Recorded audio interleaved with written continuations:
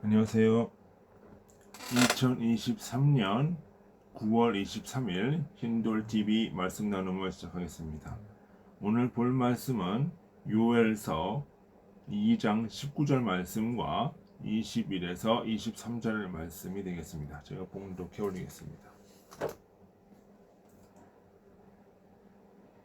여호와께서 그들에게 응답하여 이르시기를 내가 너희에게 곡식과 새 포도주와 기름을 주리니 너희가 이로 말미암아 흡족하리라.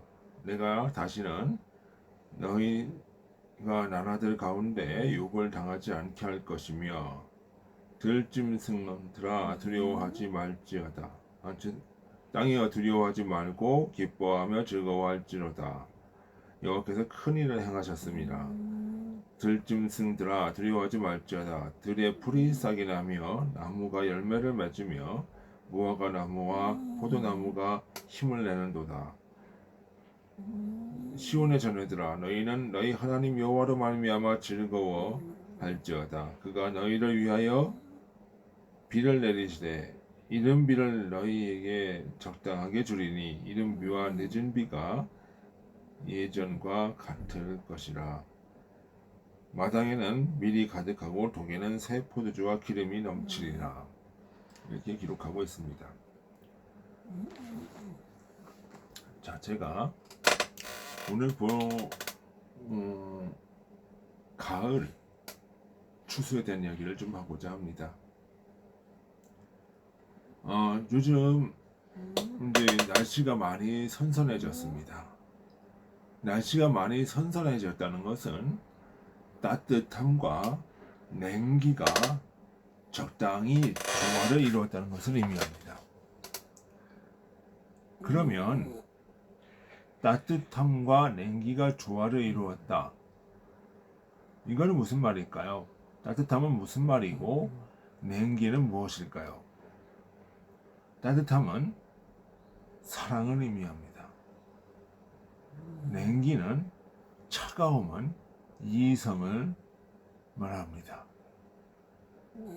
바로 이 가을이라고 하는 것은 이 따뜻함과 차가움이 조화를 이룬다고 하는 것은 말하는 것인데 그것은 결국은 따지고 보면 신앙과 그 사랑과 이성이 조화를 이루는 것입니다. 이 사랑과 이성이 조화를 이룰 때 거기에는 생명의 나무가 나타납니다. 생명이 자라게 되는 것입니다. 그럼 사랑이라고 하는 것은 무엇일까요? 사랑은 의지라고 저는 생각을 합니다. 무엇에 대한 의지, 인간의 노력, 간구함입니다.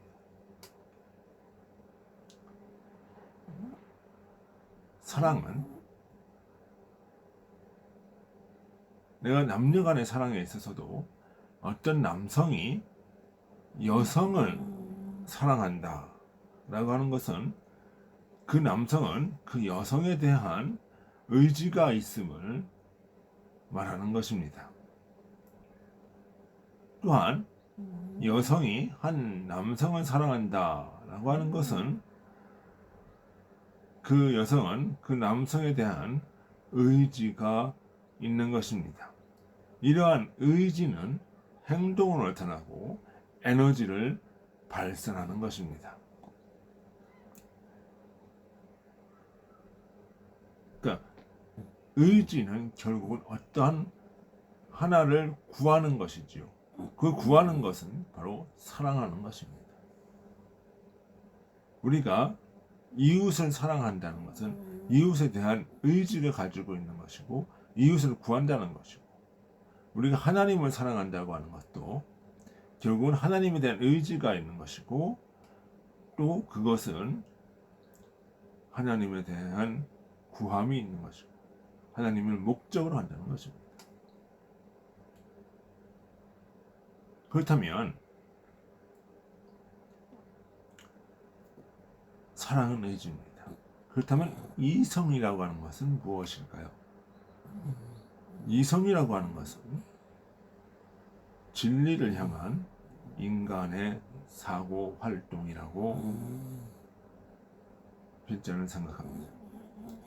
물론 그것은 참된 진리인 경우입니다. 그러나 인간의 이성이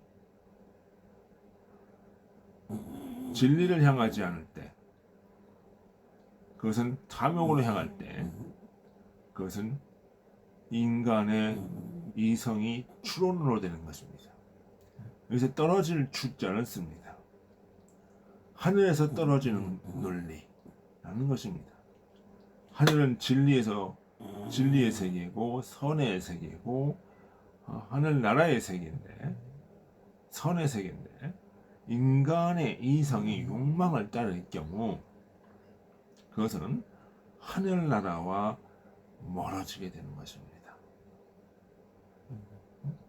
결국은 인간의 이성이라고 하는 것은 참으로 작용하려면 진리를 향해서 가게 되는 것입니다. 인간의 의지가 참 이성을 만나게 되면 그것은 생명을 낳고 생명을 양산하고 그것은 진리를 깨닫게 되고 선으로 나타나게 됩니다. 오늘 본문 말씀에서 무슨 얘기가 나오냐 하면 죄송합니다. 19절에 보면 곡식과 새 포도주와 기름을 주리니 라고 했어요. 여기 곡식과 새 포도주, 주님의 양식입니다. 주님이 먹고 사는 생명의 기쁨. 주님의 생명은 바로 이러한 새 포도주와 참된 양식입니다. 곡식입니다. 결국은 이것은 무엇을 얘기하냐면 이 인간의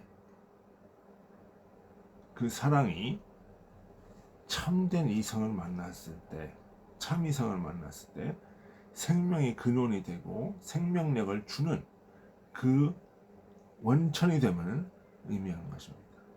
그것이 바로 무엇이냐? 곡식과 새 포도주입니다. 그죠? 그러면 인간의 마음이, 인간의 사랑이 거짓된 추론을 만나게 되면 어떻게 되느냐?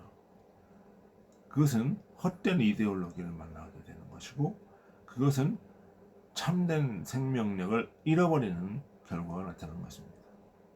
그러니까 여기서 곡식과 새 포도주는 주님의 관점에서 선을 이루는 원천입니다.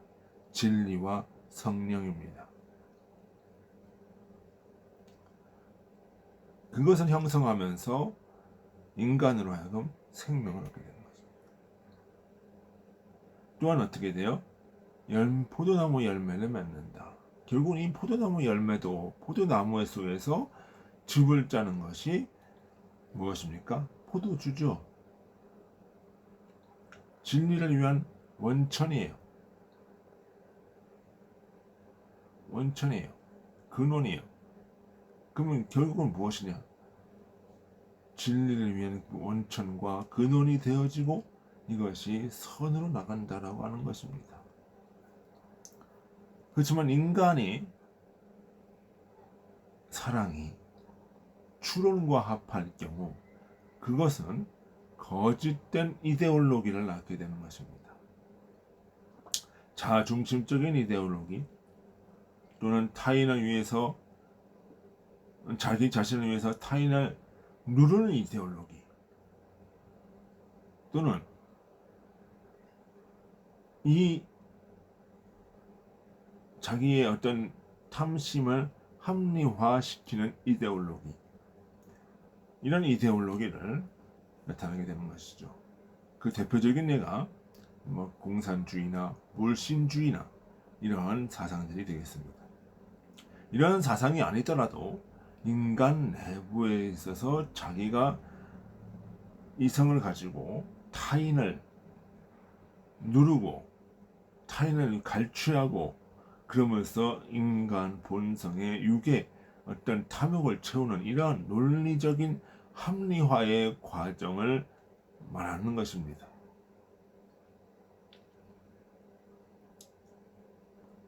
자, 그렇다면 이 가을에 이 선선함이라고 하는 것은 무엇일까요?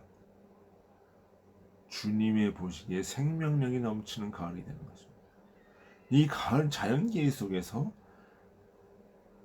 주님의 선한 진리와 이성이 사랑을 만났을 때 이 가을에 곡식이 생기고 말이 짐승들도 살이 찌워지고 그러면서 생명력이 더해지는 이 가을이 되는 것처럼 우리 자신의 마음도 나에 대한 사랑이 주님에 대한 진리를 만나서 이성과 합해서 열매를 맺고 또 선한 그 사랑으로 선한 기운으로 솟아나야 되는 것입니다.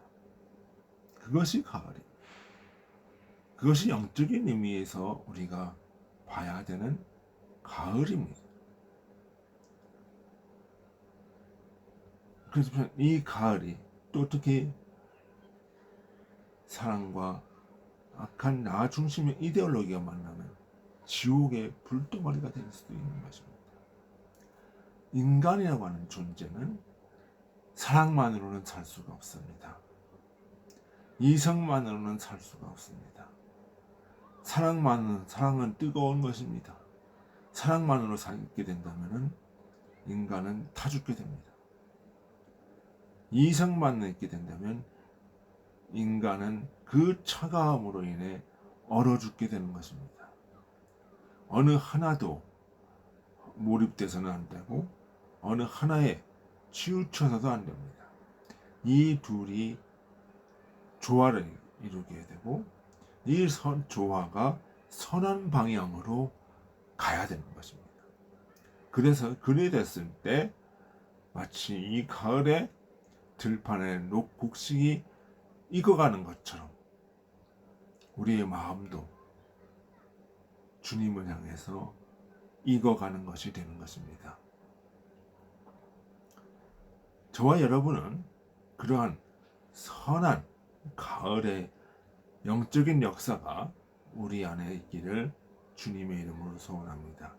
우리 다 같이 기도하시겠습니다. 아버지 하나님 참으로 감사합니다. 오늘 우리가 가을에 대해서 생각해 보았습니다. 이 가을 우리의 영적인 것도 선함으로 사랑과 이성의 조화를 이루어 선의 역사를 이루어 나갈 수 있도록 아버지 인도하여 주옵소서. 예수님의 이름으로 기도드리나이다. 아멘. 수고하셨습니다. 안녕히 계십시오.